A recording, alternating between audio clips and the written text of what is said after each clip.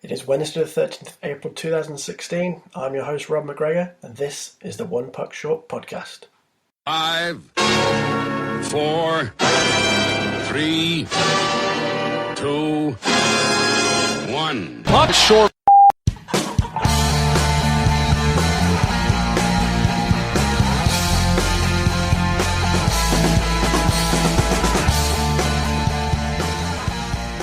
My guest on this week's One Puck Short podcast is a veteran of over 300 NHL games and now best-selling author. Please welcome back to the show, Mr. Patrick O'Sullivan. Hi, Patrick. How are you?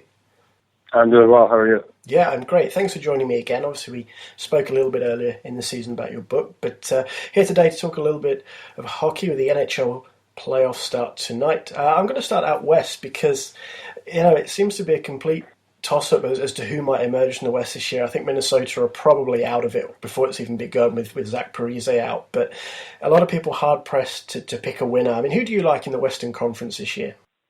Well, you're certainly right about it being hard to pick a winner out of that conference. I mean, I think there's probably 4 teams that have an equal shot, and I don't think it would be surprising on any level if any of them got through, and maybe even 5 teams. I think obviously you got LA and Chicago, who it really doesn't matter what they do during the season. As long as they get in the playoffs, they're a threat. Yeah. You look at, I think St. Louis, although they have to play Chicago in the first round, if they can get through them, I think they have as good a shot as anyone.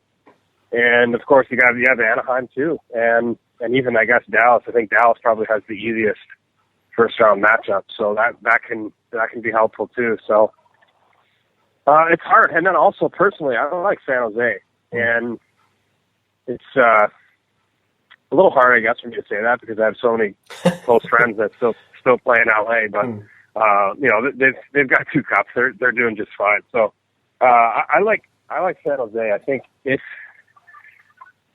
if they can get by them, if they can get by LA,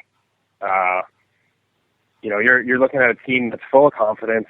In order for them to beat LA, they're going to have their top guys going. And when they are, they're as good as any forward group in the league, almost, in my opinion. And you look at what Joe Thornton did, specifically the second half of the year.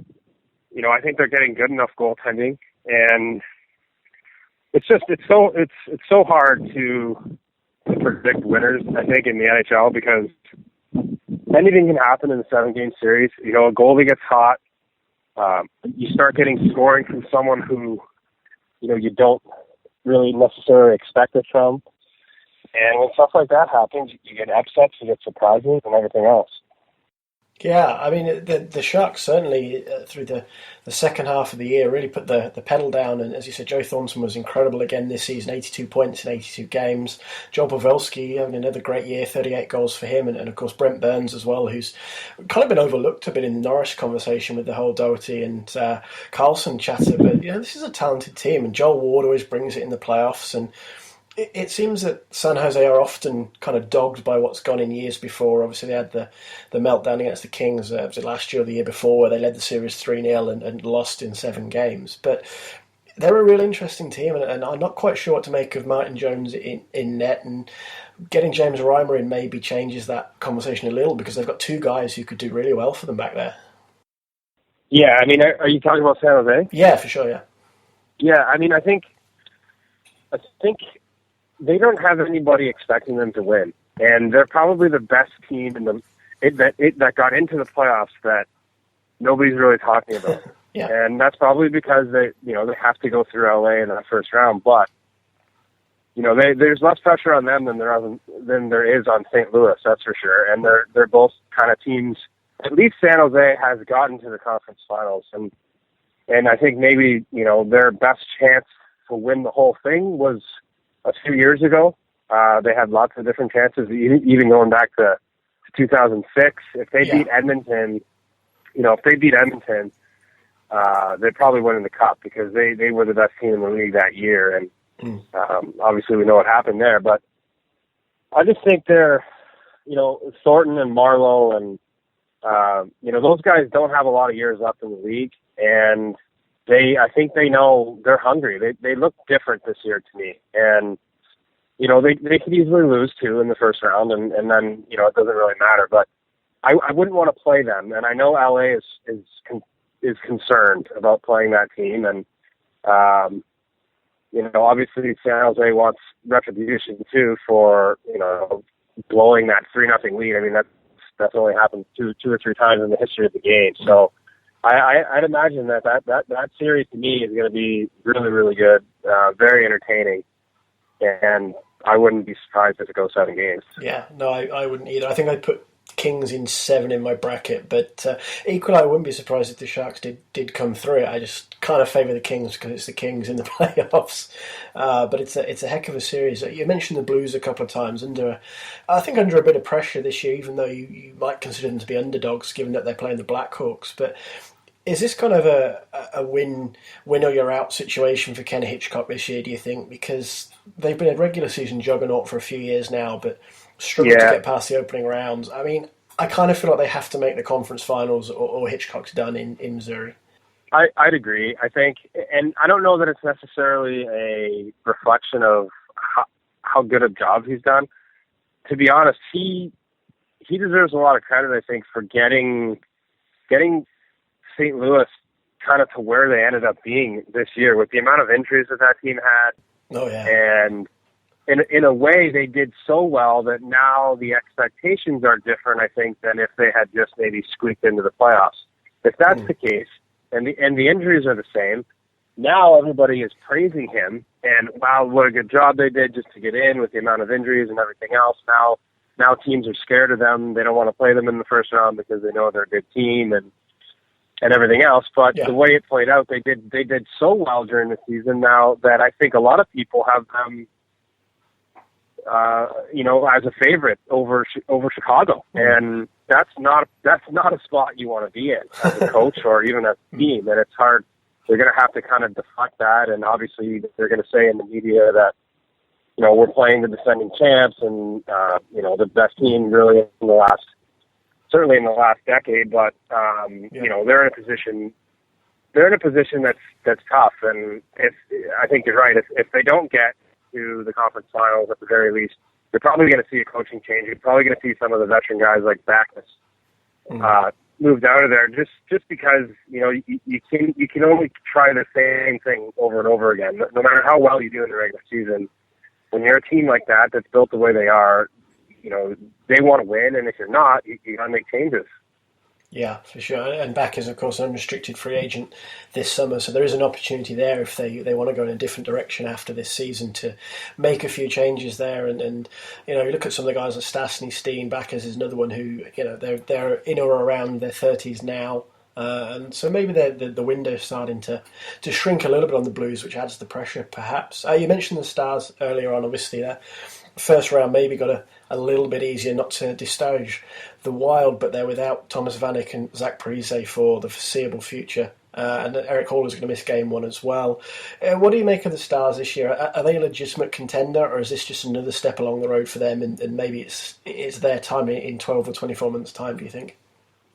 I think they took a real big step forward as a team, as an organization, and I think they're legitimate now. Like there's no doubt that going into every season with that group of guys that they have, they're expected to make the playoffs, to challenge for their division and everything else. And having said that, I don't think they're going to go very far. I think they're going to beat Minnesota probably pretty easily, but they need to learn how to win in the playoffs. And, if you look at what happened to Chicago and what happened to LA the first couple times that those teams were in the playoffs with their young core, you don't win the cup that year, right? Like you got to figure that out. There's playoff hockey is so different than the regular season as far as how much space you have, how much time you have. There's just very few quality scoring chances for the most part. And Dallas play a style that they kind of get into trading chances once in a while, or they're certainly nowhere near as tight defensively as, say, an Anaheim or an LA. So I I don't see them going 3 or 4 rounds this year simply because I don't know that the guys they have, as good as they are and as good as they're going to be in the future, I don't know that they've seen enough as far as what it takes to win 2, 3, 4 rounds in the playoffs. Yeah, it's an interesting group. Obviously, Taylor Sagan trying to come back from that injury, and that could be a significant boost to them if he comes back and hits the ground running. But it's an intriguing year for Dallas. I think, as you said, this is probably their first big chance to gain some serious playoff experience and make an impact. And they'll probably they will play St. Louis or Chicago in the next round. So, a great test for them, a great learning experience for them. But one team we haven't even mentioned, who some people have as a dark horse, is the Nashville Predators, who again are a really intriguing team for me this year because everybody knows about the defense. Pekka Rinne picked it up through the second half of the season, but adding Ryan Johansson, that trade earlier in the year, gave them a different dimension, I think, going forward this year. And obviously Philip Forsberg's had a great year. I mean, is there any way the Predators kind of sneak through here, do you think, and make an upset or two along the way? Absolutely they could. The way that team plays, and it started with what Barry Trotz did for so many years there, getting that team into the playoffs, teaching them how to win with really not a lot of stars on their team. And I think this year they actually have they have more skill maybe than they've ever had, specifically up front. And we know they have 2 of the best defensemen in the whole league on their blue line. And with Rene and net, he hasn't had his best year, but that's a guy that could steal two games easily in a series playing against any team. So, yeah, they're dangerous. It's hard. Like the West is so deep. That's why I said at the beginning when we started talking, there's 4, even 5, 6 teams that, if they end up winning the Western Conference, it's not going to be a surprise like that Oilers team was 10 years ago. There's just too many good teams, and it's too close, and there's so many games in the regular season, and when you play that many games, you can't hide. You can't hide your weaknesses. You can't hide from teams in your conference because you play so many games that by the end of it, the teams who make the playoffs are without a doubt the best team. So, Nashville, it's a hard place to play. They're good at home. I'm sure Nashville is excited about playing Anaheim, a team who has pressure as well to certainly get deep into the playoffs this year. If that doesn't happen, that's a huge letdown for them. And that's going to be a great series. It's just pretty much everywhere I look on both sides, it's going to be great hockey. I think the one dud might be the Dallas-Minnesota series, just because Minnesota limped in and they're missing their best player. And they're really their leader, in my opinion, in Parise. And I just don't think they, I think they're lucky to be in the playoffs at all, and I don't know that they'll last too long. But yeah, that Nashville team, they're good, and again, it wouldn't surprise me one bit if they were able to beat Anaheim. Let's flip over to the East now. Obviously, a lot of people backing the Washington Capitals to do something this year, maybe get that first cup in franchise history. They romped home to the President's Trophy. Do you like the way this team's made up? Do you think they can get that monkey off their back and go all the way this year? I do. I think they're a legitimate team, and similar to St. Louis, it's kind of a situation though where you have to wait and see. Like, show me that you guys can win 2 or 3 rounds. And until they do that, I don't know that anybody's going to necessarily, fully believe blindly like you would with a Chicago or an LA, just because they have the history. So Washington is deep, though. I like the way they play. Barry Trotz is one of my favorite coaches in the entire league, just because of what he was able to do in Nashville with that limited roster. And he's got everything you could want in Washington, and I think he's going to be a difference maker. I wouldn't be surprised if Washington gets to the Cup final, but in my opinion, the East is a lot less open than compared to the West, and you're going to have to get through Pittsburgh, and to me, they've been maybe the best team in the league in the second half, certainly since they got Sullivan, the new coach, and they've won, and a lot of the guys that the core guys are still there from that team. And Fleury, I think, is playing tonight. Yeah, and it sounds like it. I think he's okay. And again, that's another guy who, when the chips are down, plays better than he does during the regular season. And that's going to be, hopefully they can play in the Eastern Final, because that will be a good matchup, I think. Yeah, I think that the way the brackets worked out, if Pittsburgh and Washington both win their respective series, and I'm kind of with you, I think they'll get past the Flyers okay, but the Penguins have a slightly tough one with the Rangers, but assuming both win, they'll play each other in the conference semi-finals, which is, I say unfortunate, because you want that to kind of be the conference final. But yeah, I mean, you mentioned I haven't even looked at the brackets. Yeah, I think that half, obviously Washington, Philadelphia, and Pittsburgh, New York, and then the other half, which we'll move on to in a few moments, is Florida, New York Islanders, and Tampa, Detroit. So there's some interesting matchups in both ends. You obviously mentioned the experience the Penguins have still got within the roster. Letang, Malkin's skating again, but obviously won't play the first few games of this series. Crosby, of course, Fleury. I mean, how much difference do you think that's going to make to them? As I said, they've got a tough opening round against the Rangers, but the way they've been playing under Sullivan, that previous experience, again, this seems like a team with a really good mixture of different elements that could lead to success in the playoffs. Yeah, I think they're real dangerous. I mean, to me, Sidney Crosby is still the best player in the world. I said that at the beginning of the year on Twitter and different interviews and stuff that I did. People are quick to forget when a guy struggles a little bit. And, obviously McDavid came into the league this year, and, he's 10 years older than Connor McDavid is. And, you would be foolish to believe that he is okay with kind of passing that torch at 28 years old. Yeah. So, yeah, for sure. he's not ready to do that. And I don't think he should. And I'd still, personally, if I had to pick a guy to start my team with, and the time frame moving forward was only 5 years. Not obviously, if it's 15 years, you're going to take McDavid. But yeah, if it's only from 5 years, from now until then, I would take Crosby over McDavid. So, point being, he can win games by himself.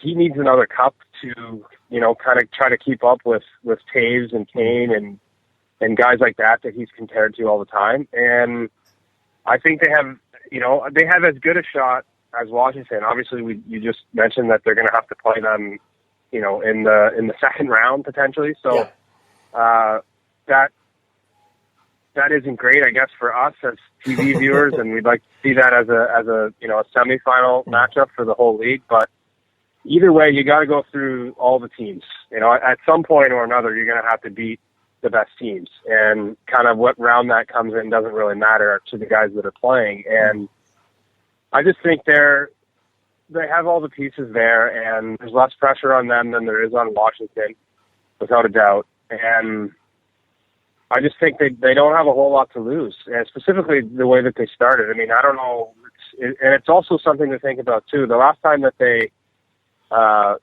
had a coach that got fired in the middle of the season, they ended up winning the Stanley Cup. They did, so yeah.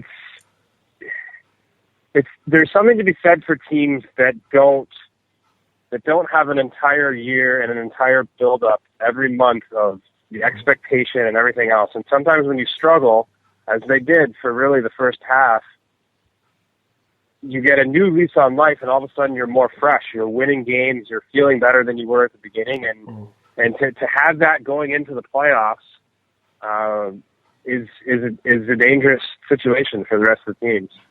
Yeah, for sure. And as you said, the way they played under Sullivan's just been so good, and maybe they were the best team in the NHL through the second half. I would say it was the Penguins or Anaheim who have had that great run themselves. But moving on to one of the other series, Patrick, maybe this harkens back a little bit to what we just said about the Dallas Stars. We've got Florida and the New York Islanders facing off, two teams with a lot of young talent who are maybe on the cusp of greater things. Again, is this a chance for what is a relatively young team to learn, how to win and how to get it done in the postseason, do you think? Yeah, I think it's obviously the Islanders played last year, and they had a good series. Mm. I like Florida a lot. I watch them a lot because of where I live. Yeah. I kind of follow them more than any other specific team, just because it just ends up happening. I think they're, given the fact that they wouldn't have to play Washington or Pittsburgh, I think till the Eastern Final, I think they get there. They're to me, they're by far the best all around team of the four that are in their part of the bracket, strictly based on Tampa having those injuries. I mean, Florida, they don't rely on one line. They don't rely on one defenseman. They play well defensively as a team. They don't give up a whole lot, and they're well coached. And they're going to play the same way that they played in the regular season, because that's the only way that group of guys can play if they want to win. So there's no conversation from the coach saying, okay, guys, we got to tighten it up a bit, or we got to do this a little bit differently now. There's playoffs, so there's going to be less room. You know, the conversations that teams like Chicago have to have, or Dallas have to have, or even LA to a certain extent. They don't have the urgency that they do when the playoff starts, you know, during the regular season. But for the Panthers, there's only one way they can play, and they all know that. And you know, they're playing a team that I don't think the Islanders have a good group of core players, I believe, but I don't know that it really fits their team. When I look at their team, I don't know what type of team they are. I don't know. You don't really know how they're going to play night to night. You don't know the style necessarily. You know, they've got a good power play, but you don't get a lot of those in the playoffs. Yeah. To be honest, I don't really like their goaltending either. So definitely in that series, I think the Panthers are going to roll over them. Yeah, I mean, with Yaroslav Halak injured, I think he's going to miss the entire first round as well. So that's a huge blow for the Islanders. And Thomas Greiss had a good year, but it certainly makes a difference going into the series with Greiss rather than Halak, I think, for the Islanders. So I know a lot of people are on board with Panthers probably winning this one. I think it's going to be a pretty close series. I kind of lean towards the Islanders still, but it can go either way, I think. And it's interesting talking about the injuries Tampa had there. I mean, they've lost two major guys in Stamkos and Stralman. Just how much difference does it make? I mean, people say, you know, one man doesn't make a team, but losing two guys of that stature, and obviously you mentioned Zach Parise earlier, how much difference does that really make to a team, especially at this time of year? In Tampa? Yeah, or just in general, losing one of those big players. In general, like I mean, depending on how bad the injury is, I mean, clearly the Stamkos one is, I mean, he's not playing, and no matter how far they go, I don't think. So that's, you lose your best player, it's tough mentally. I mean, if you're playing on the team, you know how hard it is to win in the league. In Tampa, obviously, they had playoff experience last year. Yeah. A lot of it, and they just know that you need everybody, and you need specifically your best player. And to not have him for a long period of time, I think that may be best case scenario. He could come back for the finals, but knowing what's at stake for him personally moving forward, I highly doubt we'll see that. But it's just hard to come and prepare when you know that your chances are, there's no way to hide from the fact that they're a lot less without the guys you have. And I don't know if both Stralman and Hedman are hurt still, but that, to me, those two guys being hurt is almost a bigger loss than even Stamkos, because there's not much really quality depth behind them. Both those D-men play a ton of minutes. And they're both really smart and effective, and they're good defensively. They're good on the power play. They can move the puck. They just do so much for that team. And, you know, that being said, they are playing a team that they could probably beat, even missing a guy or two. So that's going to be a good series. I don't think it would have been if Tampa was fully healthy. Yeah, for sure. One other story that's come out over the last few days, Don Maloney dismissed as general manager of the Arizona Coyotes. Obviously, you spent a little bit of time with the Coyotes when you were still playing in the NHL. I mean, what do you make of this move? I kind of feel a little bit for Maloney because he'd weathered the storm during some difficult times financially and kind of kept the ship going a little bit. But obviously, the Coyotes want to go in a different direction here. And what do you make of this decision from out of Arizona? Yeah, it's tough. When I saw that, I was really surprised. I don't really know. I don't know what he could have done better, to be honest. I mean, I played there for a year, and we didn't. When I played there, the league was operating the team. We had no owner, and the year I was there, we went to the conference finals of the league, and it's like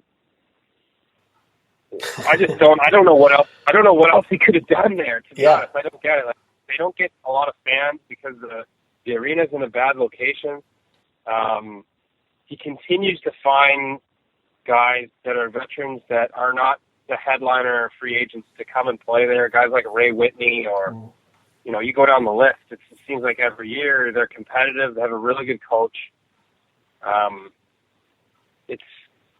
if you look at the prospects that they might have the best prospect system of guys already drafted than anyone else in the league. Yeah. So he's done that really well too.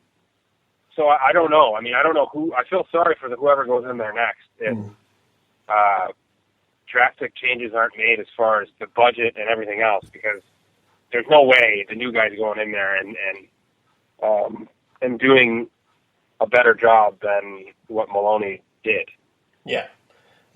I mean, I kind of saw a comment from Damien Cox on Twitter just after Maloney had been dismissed, and he said, Maloney basically instantly becomes the favourite to land the Las Vegas GM job when that team is announced, and I kind of find it hard to disagree with that. I agree, absolutely, I agree. I mean, like I said, he knows what he's doing, and he is specifically going to Vegas, where obviously it's a new team, and you're going to have some of those growing pains that he had to deal with year to year in Phoenix, even though it was an established organization. So he would be the perfect guy. And, I saw what he said too. Someone asked him about it, and he said, whoever owns the team has every right to employ, whoever they would like to run their franchise. And I have no issue with that. So he's a good guy. I mean, you don't really, as a player, have a ton of interaction with the GM, but just before that season, talking to him, I mean, I was trying to kind of kickstart my career back a little bit, and he gave me an opportunity to go and play, and again, it's not a team that's ever full of superstars, so you have a chance to go in and earn a job, and that's what I did there, and I didn't end up playing a whole lot that year, but I just felt that whole, even Tippett and Maloney as an organization, they were always really honest with guys, and guys like playing there because you get the truth, and it's, you feel like it's a rare situation where you feel like the GM and the coach are kind of on your side as a player because they don't necessarily like what's going on with the ownership stuff or the budget or some of the other things. It's more of a us against them mentality with that franchise. And I thought as a GM, it's really hard to kind of separate yourself from, the fact that you kind of have to answer to the owner, but you don't maybe agree with what's going on and all that stuff. And maybe that could be maybe one of the reasons why they decided to go their separate ways. But, I mean, he did a great job there in Phoenix. Nobody can argue that. I don't care, who you are. And he's going to get a job moving forward, and it's probably going to be Vegas. Yeah. I mean, having just quickly before I let you go, having played there, do you think that it works in Phoenix? Do you think the team is viable there? I know it's been under a lot of pressure in recent years. I think the new ownership group seems a lot more stable. There's talk of moving to a rink in a better location, which is a little bit nearer to some of the population centres. With that crop of good young players, it seems better on the ice, and obviously things off it seem healthier. Do you think that franchise can finally flourish in Arizona? I think they can. They have a good group of fans that come to every game. And that's key for, obviously that's key for any sports team, but it's key because if the arena was in a better location, you get the walk-up. That's what it's all about. There's most teams in the league, they're not selling out every seat, weeks before the game. They rely on that 5,000 to 7,000 walk-up crowd. And in Phoenix during the week specifically, it's just too far away from everything to get people to come to those week games. And on the weekend, it's fine because, you're not fighting the work traffic. You're not really, people are looking for things to do. And the building is right beside where the football stadium. And it works for football because they only play 8 times a year. And, you can drive once a week or once every other week to go watch a football game. I mean, that's a no-brainer. But to have, the Tuesday night game in January against Columbus, it's a hard sell because it's not convenient, and you need it to be convenient. And I think sooner or later they're going to realize that there, and they're going to go either build a new building downtown, or maybe renovate the old one, or figure something out, because that to me is really the only problem. Yeah. Because there's passion there for the hockey. Obviously, we see Austin Matthews is going to be the first overall pick. He grew up there. Yeah. So it can have a team. There's no doubt about that. It's just the location of the arena is terrible. It's just everything around it is nice. It's really, the Super Bowl has been there a bunch of times because it's great for hosting things, and there's bars and restaurants around outside. But for the most part, people who attend the games are driving from Scottsdale or from Phoenix, and that's 45 minutes an hour, and it's just too hard to do. Yeah, for sure. Patrick, thank you very much for joining me again on this week's One Puck Short podcast. It's been great to have you on to talk a little bit of hockey. So I'll let you get back to your day. Thank you very much. I appreciate it. Thanks for having me on. One Puck Short is brought to you in association with Eastside Hockey Manager, an in-depth ice hockey management simulation brought to you by Sports Interactive and Sega, developers of the world-famous Football Manager series, available now for PC via Steam. Thanks again to Patrick O'Sullivan for joining me on this week's One Puck Short podcast. Great to have him on. Again, talk a little bit of hockey this time with the playoffs starting tonight. You can follow him on Twitter at RealPOSullivan. One of the news story coming out from the NHL today, the Toronto Maple Leafs have signed defenseman Morgan Reilly and forward Nazem Kadri to 6-year contract extensions. Morgan Reilly's deal is worth $30 million in total. Kadri's $27 million in total. Kadri led the team with 45 points this year, 17 goals in that mix. That was in 76 games. It was a difficult season for the Maple Leafs, but everybody kind of knew what the situation was this year in Toronto, and I thought Kadri played pretty well. I'm a big Kadri fan. I've mentioned on the podcast before. I think some people run the guy down a bit too much, and maybe because he's not afraid to speak out and say what he thinks. I think he's got a lot of skill. I think he's a useful top 6 guy moving forward for this team, especially when you look at what they've got in the system with guys like Nylander. And obviously going to add another top pick this year. The lowest they will pick at the draft is 4th, depending on how the draft lottery goes for them. So they may end up with an Austin Matthews or a Lane or a Puliavi or even Alex Nylander, who would not be a bad pick. So Kadri is a big part of their future at forward, and I think they've done the right thing in getting him tied up, especially for the money they have. I think it's $4.5 million average cap hit, which is a great deal for Toronto moving forward with Nazem Kadri. Likewise, Morgan Reilly, probably their most talented defenseman right now, very skilled, great skater. He played all 82 games this year, scoring 9 goals and 36 points. Big future in the game, so to get him tied up for 6 years is a big deal for the Maple Leafs. Average cap hit of $5 million is just sensational, really. These are 2 great deals for Lou Lamoriello and the Toronto Maple Leafs moving forward. The deals do mean that they're a little bit tight on cap next year. I think they're just over $64 million committed against the cap. So, the chances of getting Stamkos may be a little bit dimmer because of that, unless they can move some salary during the off-season, which, of course, they might well do. Lou Lamoriello has done pretty well thus far as GM in terms of clearing salary and moving guys and making those sort of changes that they need to make. And it's going to be interesting to see how they approach the next few months. And Tyler Bozak is signed through to 2019, $4.2 million. He's often been mentioned in trade talk.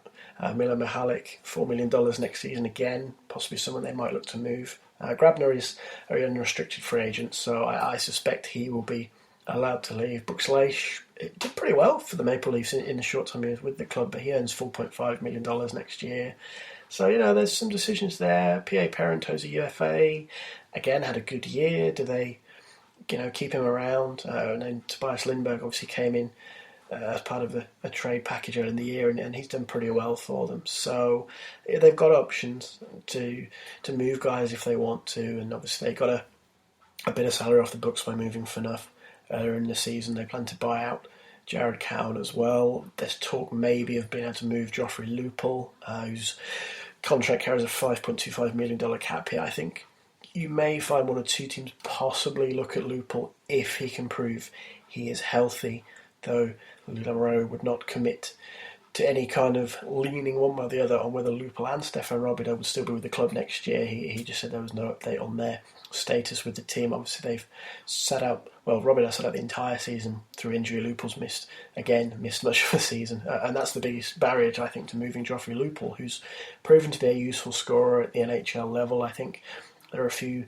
lower cap teams who could maybe swallow that cap hit if he could stay healthy, and that's a big thing for Lupul.